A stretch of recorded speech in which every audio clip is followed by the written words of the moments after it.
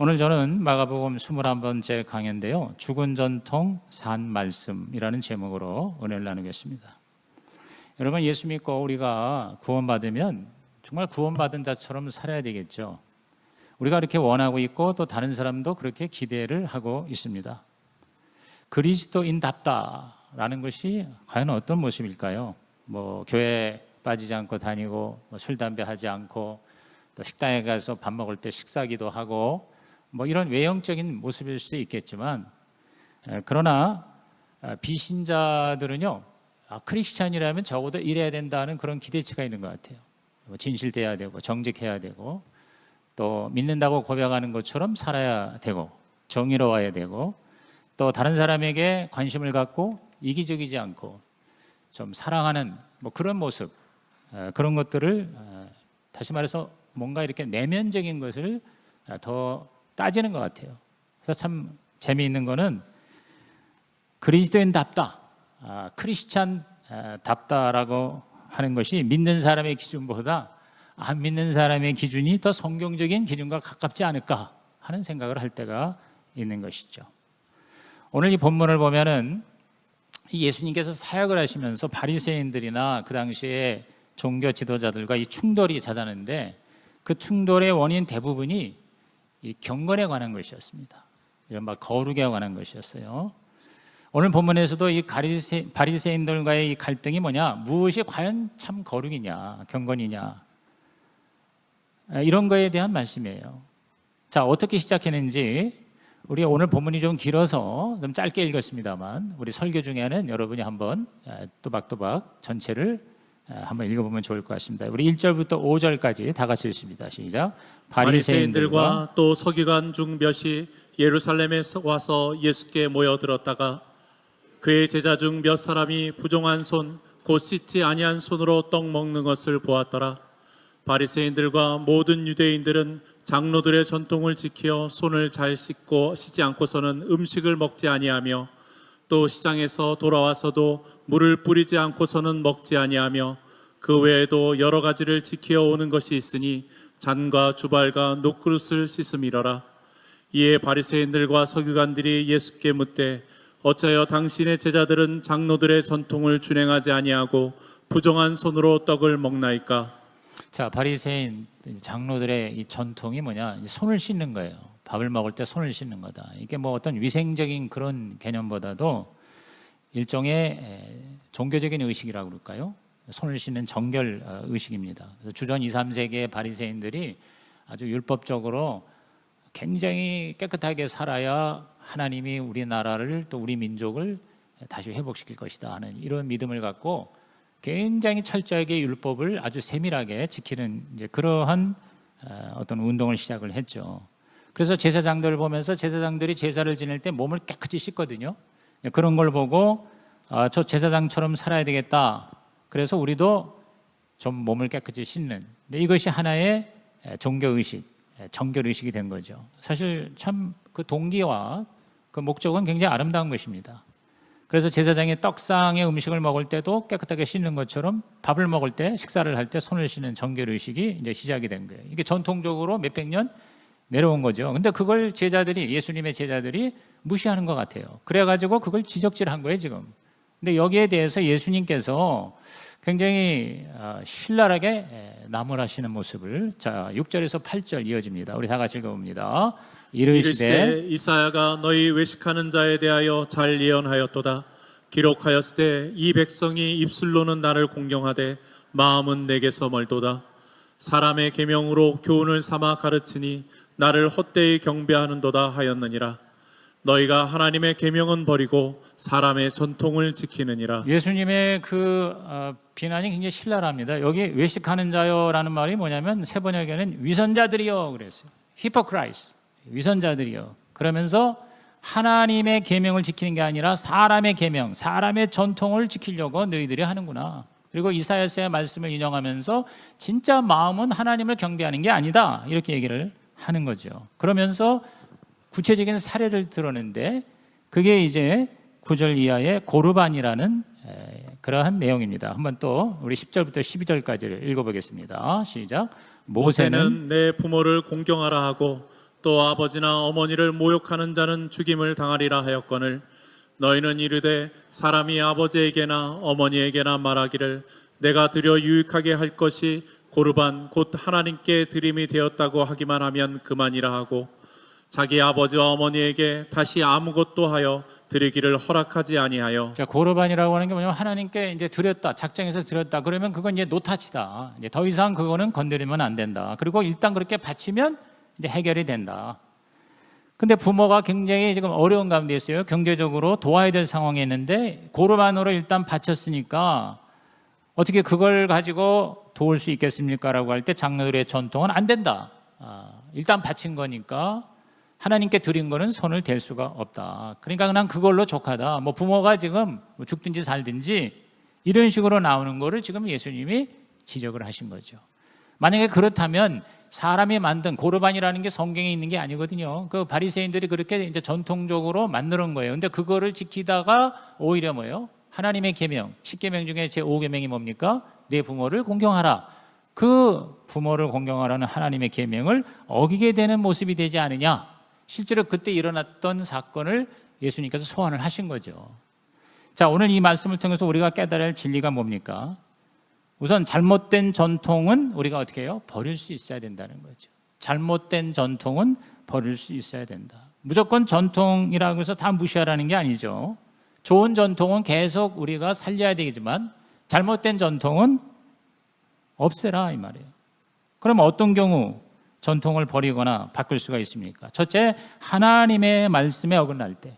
하나님의 말씀에 어긋날 때입니다. 아무리 좋은 전통이라도, 아무리 우리가 익숙한 것이라도, 아무리 오랫동안 내려온 것이라도 그것이 결과적으로 하나님의 말씀에 위배되고 하나님의 뜻에, 하나님의 계명에 어긋나는 것이라면 그건 우리가 과감하게 버려야 된다. 바꿔야 된다. 여러분, 사실 지난 2000년 동안 성경에서 벗어난 교회의 전통이 얼마나 많습니까? 크고 작은 전통이 얼마나 많아요. 제가 이 종교개혁 성지순례 때문에 이제 열심히 요새 그 관련된 자료를 보고 책을 읽고 준비를 하고 있는데요. 뭐 그냥 피상적으로는 알았지만 이 종교개혁이 얼마나 우리에게 엄청난 하나님의 은혜라는 것을 절절히 깨닫고 있어요. 1500년 동안 교회가 내려온 잘못된 전통이 얼마나 많은 사람을 구원하는 게 아니라 오히려 더 하나님 앞에 저주받게 했는가. 근데 그거를 우리 마틴 루터를 위시한 많은 종교개혁자들이 목숨을 걸고 그 잘못된 전통, 그 죽은 전통을 그냥 죽은 전통 정도가 아니라 다른 사람을 죽이는 전통이 된 이런 것들을 과감하게 그거를 거부하고 그거를 없애고, 그래서 오늘날 저와 여러분이 이렇게 정말 정확한 복음을 듣고 매주마다 하나님을 올바로 예배하는 것이 이게 거저된 게 아니라는 것을 너무 요새 깨닫고 은혜를 받아요. 여러분, 500년 전만 해도 성경을 우리 성도들이 가질 수가 없었어요. 읽을 수도 없었고요. 성경을 번역하는 게 죄예요. 성경을 소유하고 평신도가 읽는 게 잘못된 거예요. 그래서 성경을 제대로 읽게 하겠다고 번역하다가 불에 타 죽은 사람이 한두 명이 아니거든요. 근데 하나님께서 그걸, 그 잘못된 전통을, 그 교회의 잘못된 죽은 전통을 뒤집어 엎으신 게 그게 바로 종교개혁이거든요. 뭐 그렇게 거창하게 역사 얘기를 할 것 없이, 예를 들어서 우리 한국교회 전통도 우리가 예배가 경건하다 하는 건 뭐냐면 좀 조용히 드리는 게 경건이다 이렇게 얘기해서 이 박수 치는 거 이거가 경건하지 않다 이렇게 생각을 한 적이 지금도 그렇게 생각하는 교회가 있으리라고 봅니다. 근데 여러분, 경건한 예배 시간에 박수를 치면 안 된다. 사실 성경에는 박수 치지 말라는 구절이 한 구절도 없습니다. 오히려 박수를 치며 하나님께 찬양하고 예배하라는 말씀은 많아요. 예를 들어서 시편 47편 1절 우리 한번 같이 읽어볼까요? 시작.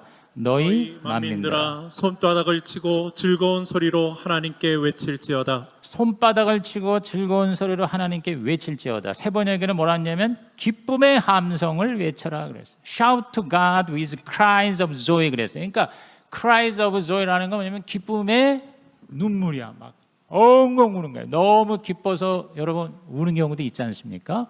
하나님께 예배 드릴 때 조용하게 경건하게, 그게 아니라 기쁨이 있으면은 뭐예요? 손뼉도 치고, 아까 여러분 찬양할 때 이렇게 손뼉을 치고, 이게 사실은 성경적인데 막 그렇게 손뼉 치고 그다음에 뭐 요란하고 떠들고 하는 거는 경건하지 않다 하는 것이 사실은 죽은 전통이었겠죠. 근데 그게 많이 또 달라져서 지금 뭐 웬만한 교회가 다 사실 우리 교회가 오히려 사실은 더 조용한 것 같아요. 앞으로 여러분 예배 때 뭐 조용할 때 묵상할 때는 하더라도 하나님 앞에 예배 드릴 때 여기 말씀 그대로 여기서 이 전통이라고 하는 걸 여러분이 지금 설교 들으면서 이렇게 먼 남의 얘기가 아니라 나에게 내 고집, 내 생각, 내가 편하고 지금까지 나에게 익숙한 것들, 뭐 이러한 것들로 여러분이 적용을 하면서 설교를 들으면은 훨씬 더 은혜가 될 것 같아요. 내가 내 생각과 고집과 그리고 내가 지금까지 익숙하고 편한 것, 그냥 이것만을 주장하다가 오히려 더 큰 하나님의 은혜와 축복을 놓치는 경우 없도록 하기 위하여 오늘 주님께서 이 말씀을 우리에게 주신 줄로 믿는 것이죠. 뭐 그런 거 얘기하면 한이 없으라고 생각합니다. 예를 들어서 이 세례라는 것도 원래는 성경적인 건 침례입니다. 침례. 물속에 푹 들어갔다가 주님과 함께 죽고 죄는 죽어버리고 다시 나오는 거는 주님과 함께 사는 부활의 체험이죠. 그런데 많은 경우, 특히 이제 우리나라 같은 경우 장로교 같은 경우에는 세례가 그게 진짜인 것처럼 전통이 그렇게 내려온 겁니다.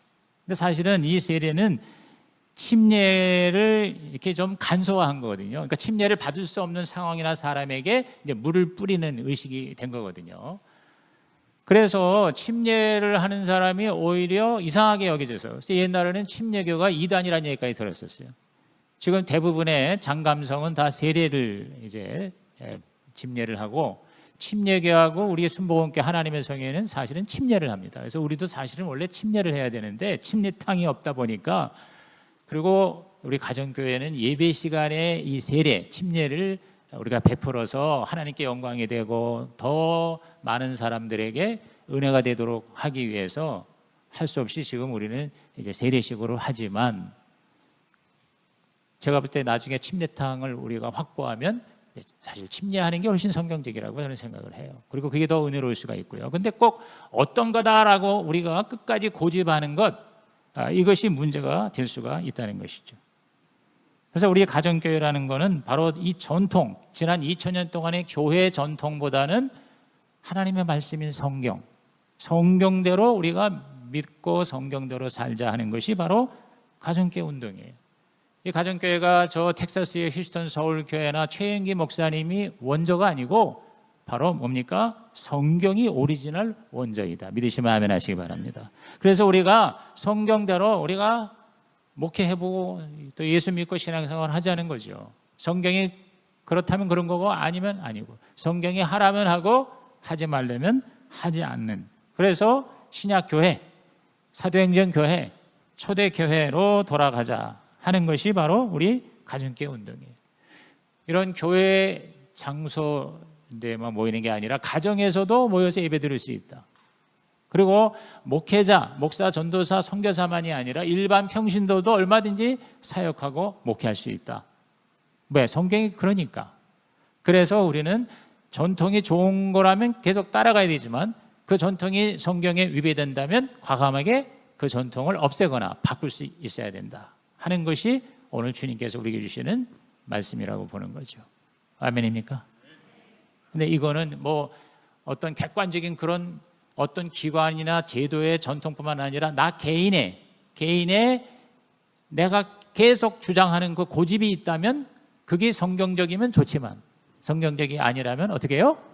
그거를 바꾸라는 거죠. 그거를 폐기 처분하자는 거죠. 두 번째로 우리가 어떨 때 전통을 없습니까? 유용성이 없어질 때 전통을 버리는 겁니다. 유용성이라는 게 뭐예요? 유익하냐? 가치가 있냐? 이런 것이죠. 아무 생각 없이 지켜오던 옛 전통들, 이거 우리 없애거나 바꾸자 하는 게 우리 신약교회, 우리 가정교회 운동이죠.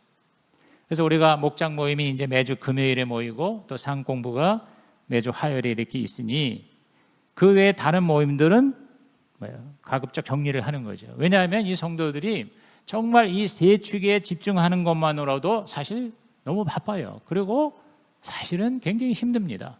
정말 여러분이 주일 예배 제대로 드리고 목장 제대로 섬기고 그리고 상공부 열심히 이렇게 하는 거 하면은요, 다른 것들은 여유가 없어요. 제일 중요한 거 이 세 가지에 집중하자. 그래서 세 축과 네 기둥이지.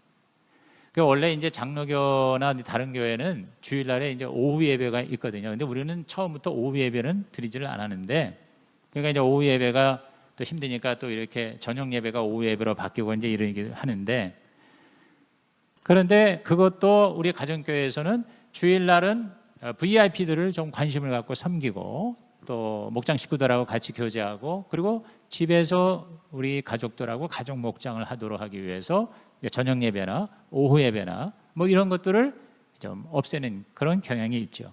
또 뭐 금요철에도 금요일날 목장을 하니까 없애고 대신에 우리 새벽 기도가 강화되죠. 그래서 이 가정교회에서는 사실 뭐 금요철회가 없다 그래서 기도를 소홀히 하는 교회가 절대 아니죠. 오히려 새벽 기도 굉장히 많이 나와서 기도를 하고 또 해야 합니다. 목자 목녀는 거의 새벽 기도 합니다. 그러지 않으면 그 목장을 제대로 섬길 수가 없기 때문에.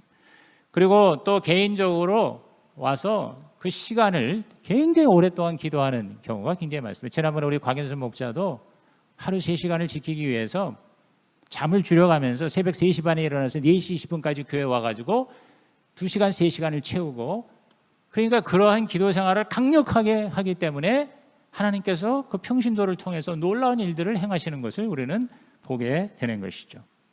성경 공부도 그냥 단순한 지식 정보 프로그램이 아니라 말 그대로 우리의 삶을 변화시킨다 그래서 상 공부로 다 바꾸는 거죠.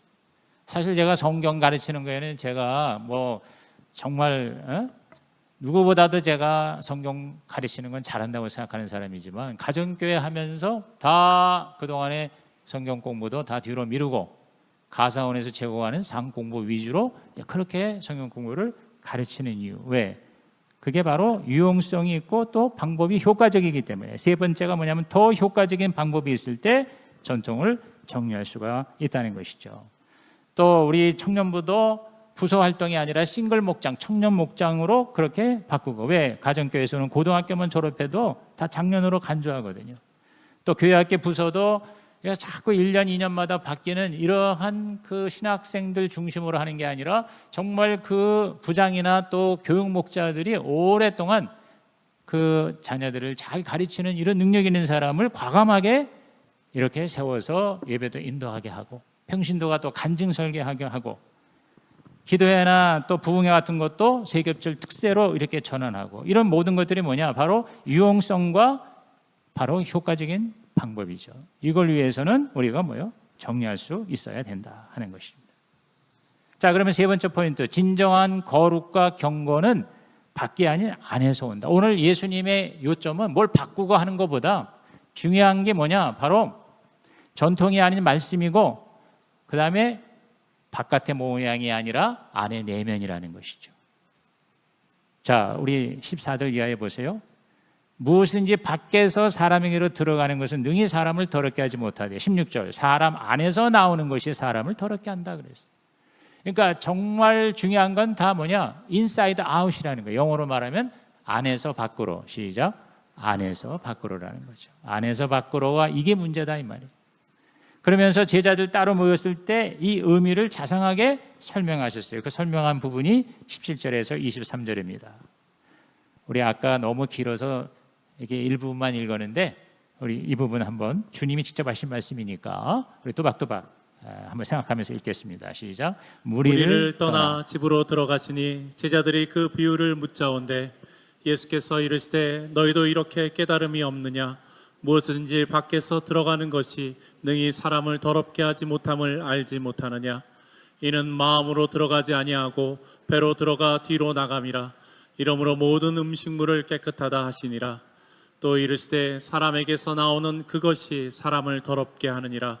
속에서 그 사람의 마음에서 나오는 것은 악한 생각 곧 음란과 도둑질과 살인과 간음과 탐욕과 악독과 속임과 음탕과 질투와 비방과 교만과 우매함이니 이 모든 악한 것이 다 속에서 나와서 사람을 더럽게 하느니라. 손을 씻고 안 씻고 하는 이것에 달려있지 않다. 자, 들어가는 것이 더 더러우냐 나오는 게 더 더러우냐. 여러분, 우리가 음식을 먹을 때 더러운 거 우리 안 먹잖아요. 그런데 뒤로 나오는 것이 그게 바로 뭐예요? 우리를 더럽게 한다는 거죠. 어떤 그 음식 문제뿐만 아니라 우리 안에 있는 이 타락한 이 죄성으로 인해서 우리의 삶이 더럽혀질 수가 있다는 것이죠. 그렇기 때문에 우리가 진정한 경건은 바로 뭐냐? 첫째, 참된 거룩은 내면적인 것이라는 거예요. 내면적인 것이다. 근본적으로 우리를 거룩하게 하고 그리스도인답게 하는 것은 외향적인 것이 아니라 내면적인 속사람이라는 것이죠. 그래서 바로 우리의 이 내면의 인격을 거룩하게 하는 것이 우리의 삶을 경건한 삶으로 만들게 하는 출발이다. 동의하시면 아멘 하시기 바랍니다. 성경에 얼마나 그런 말씀이 많습니까? 잠언서 4장 23절 잘 알죠? 지킬 만한 것보다 내 마음을 지키라. 생명의 근원이 이에서 남이라 그랬어요. 고린도후서 10장 7절에도 너희는 외모만 보는구나 하면서 자기 속으로 다시 생각을 하라 그랬어요. 여러분, 세상에서는 대개 겉으로 나타나는 것에 관심을 가지죠. 가치관이 그렇게 돼 있죠. 남에게 잘 보이고 인정받는 거. 의식주가 다 그렇지 않습니까? 내가 입는 옷, 다른 사람에게 잘 보이려고 입지 않습니까? 먹는 것도 그렇고요. 또 사는 집도 아파트도 다른 사람에 보여서 내가 더 좋고 넓은 집으로 자꾸 이렇게 추구를 하게 되죠. 또 사실 그래요. 우리 건강도 거의 육체적인 건강에만 신경을 씁니다. 우리 50대, 60대 이후에는 그저 모든 게 다 뭐냐면 병들지 않고 오래오래 사는데 건강하게 사는 것에 다 집중되어 있습니다. 정말 우리 영혼, 우리들의 내적인, 우리들의 어떤 정신적인 가치 이런 것보다는 육체적인 그런 건강에 대부분 관심을 많이 갖죠. 그게 바로 주님이 말씀하시는 외모의 모습이라고 봅니다.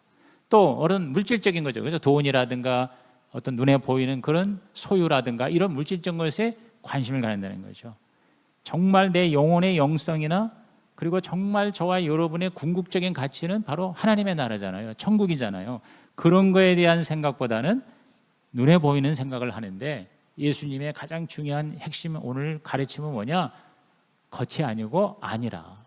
눈에 보이는 게 아니라 눈에 보이지 않는 내면의 세계. 그것을 깨끗하게 해야 된다. 그런데 두 번째, 그러한 우리의 마음은 내 힘으로 안 되고 성령의 힘으로 이것이 거룩해진다는 것이죠. 악한 마음은 성령의 힘으로 극복이 된다. 내가 노력을 하지만 한계가 있다는 거죠. 근본적인 변화는 인간 스스로 불가능합니다. 예수께서 지금 지적하신 그 마음의 모든 그런 죄성에 세 번역으로 말씀하면 음행, 도둑질, 살인, 간음, 탐욕, 악의, 사기, 방탕, 악한 시선, 모독, 교만, 어리석음 이런 것들은 우리 내 힘으로 스스로는 해결할 수가 없다. 바로 하나님이 여기신 성령이 우리를 덮어주셔야 된다 이거죠. 여러분, 새가 그 자기의 몸무게를 이길 수 있으려면 중력을 이기고 날 수 있으려면 어떻게 해요? 날개가 있어야 된다 이 말이죠. 날개가 바로 중력을 이기게 하는 것이죠. 오늘 저와 여러분의 이 죄의 힘을 이길 수 있는 건 바로 뭐냐? 성령의 날개가 우리를 붙들어 줘야 된다. 오늘 여러분이 바로 성령의 날개로 우리 죄성을 이기는 그러한 진정 경건의 삶, 그리스도인다운 삶을 살아가시기를 주님의 이름으로 축원합니다. 그래서 우리가 진짜 경건이라는 게 뭐냐? 바로 예수님을 닮아가는 것이고, 근데 그 예수님을 닮아가는 것이 내 힘으로 되지 아니하고 바로 성령으로 이것이 가능하다. 이번 수련회 여러분께서 뭐 여러 가지 행사가 있고 또 즐거운 게임도 있고 아름다운 자연도 있지만 그런 거 다 누리시고 즐기시되 가장 중요한 초점을 우리 성령 하나님을 만나 새로워지고 성령 안에서 정말 아름다운 한 가족이 되는 데 집중하며 준비해 참여하시기를 주의 이름으로 부탁을 드립니다. 그것이 진정한 뭐예요? 경건이라는 것이죠. 그게 진짜 주님이 우리에게 원하시는 거룩의 모습이고 그리스도인다운 삶의 모습이라는 것이죠. 이러한 모습에 대해서 우리 바울이 말씀한 것 중에 저는 최고봉이 데살로니가전서 5장 16절에서 22절이라고 생각합니다. 우리 다 같이 한번 큰 소리 읽겠습니다. 시작. 항상 기뻐하라, 쉬지 말고 기도하라, 범사에 감사하라. 이것이 그리스도 예수 안에서 너희를 향하신 하나님의 뜻이니라. 성령을 소멸하지 말며 예언을 멸시하지 말고 범사에 헤아려 좋은 것을 취하고 악은 어떤 모양이라도 버리라. 뭐 열애 전부터 이걸 강조해서 이걸 줄여서 항시범. 그래서 어떤 목장의 목자는 자기 목자 별명을 항시범 목자. 그래서 목회일기에 쓸 때 항상 항시범 목자 올림 그러더라고요. 항상 기뻐하고 쉬지 말고 기도하고 범사에 감사한다. 근데 그게 뭐냐?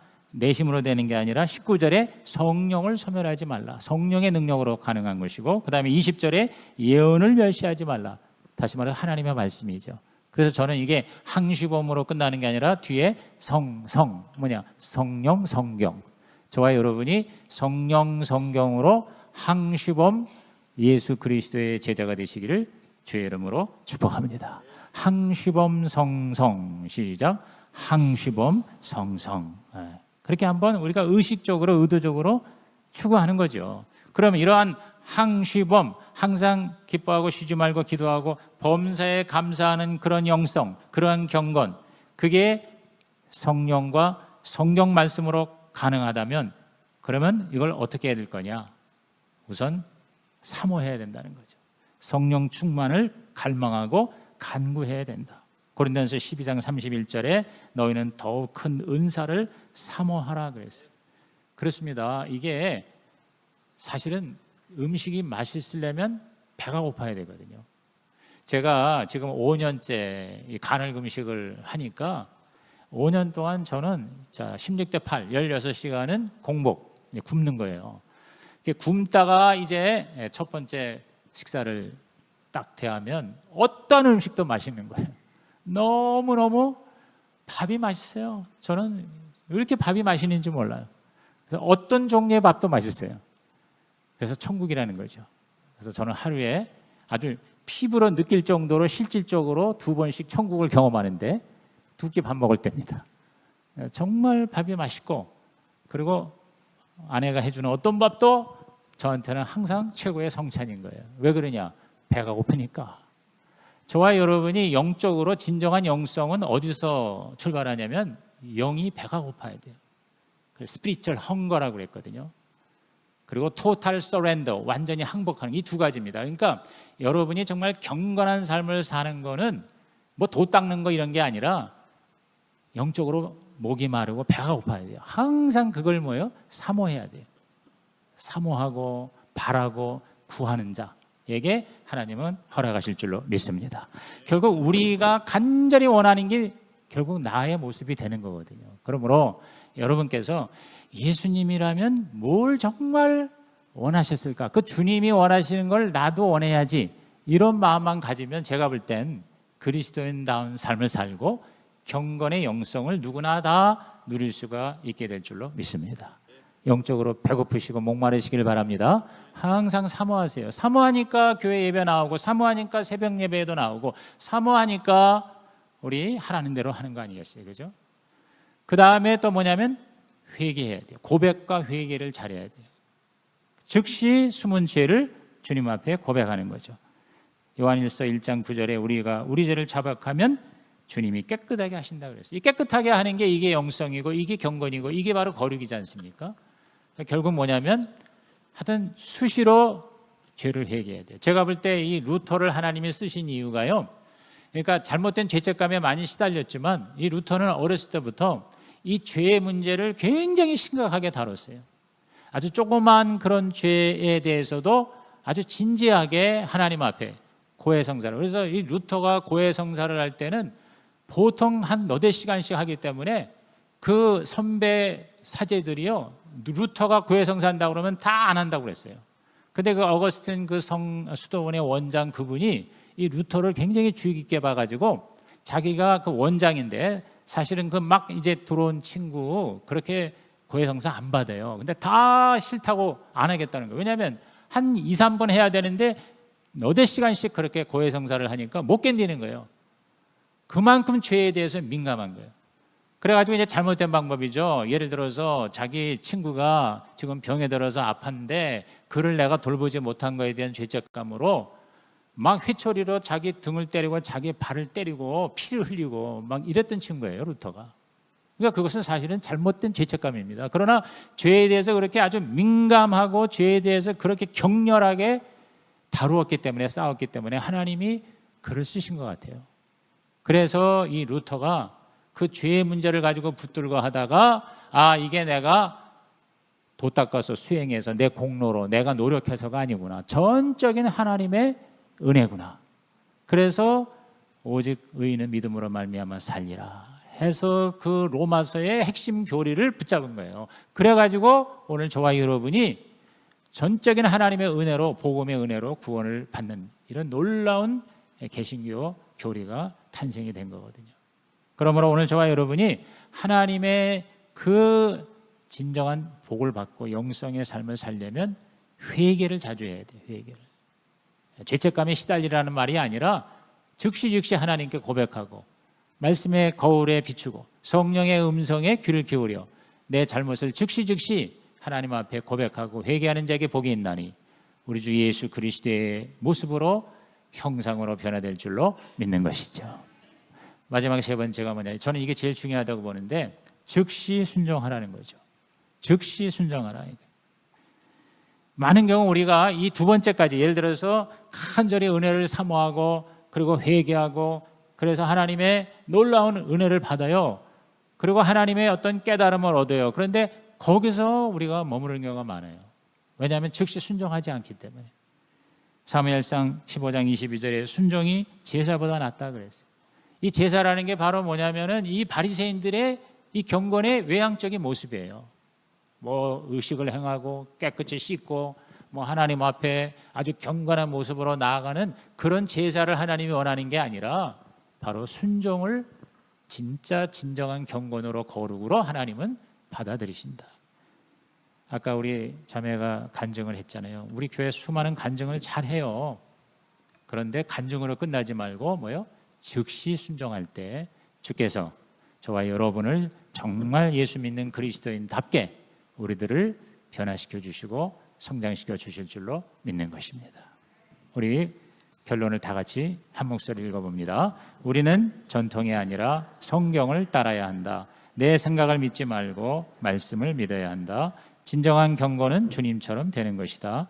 크리스찬답게 살기 위해서는 외적인 전통이 아니라 내적인 속사람이 변화되어야 한다. 성경 말씀에 어긋나거나 더 이상 유익하지 않은 전통은 버려야 한다. 진정한 경건은 성령 충만이다.